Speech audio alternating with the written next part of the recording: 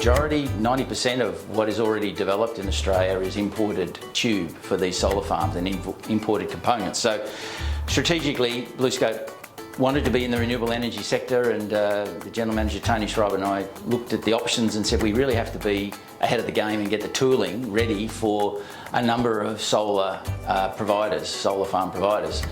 Nextracker is one of the 3 largest global companies in the world that provide a lot of the solar farm componentry. So we worked with a number of those providers, and Nextracker aligned with us to provide their tube, and we've passed their certification testing to provide their 127OD tube.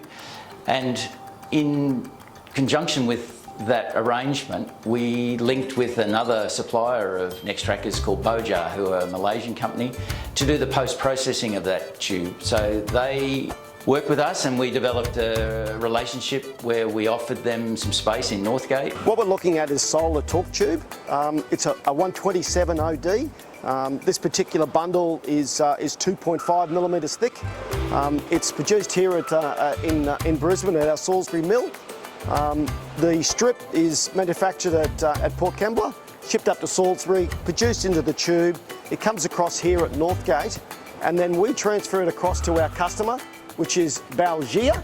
This is the first part of the process. This is where the end of the tube is swaged before it's transferred along the rollers into the drill line. So once the torque tube is put in place, these drill heads all operate in a single motion, both in the horizontal plane and the vertical plane.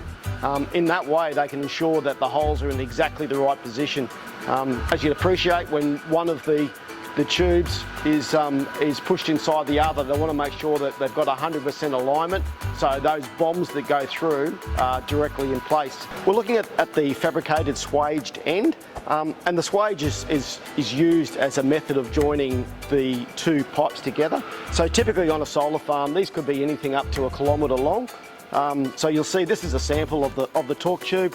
One sits inside the other like this, locating holes in here, and they put through what they call bombs, like a large rivet, and they go together. And they just continue down the path, joining these together until they get the length that's required.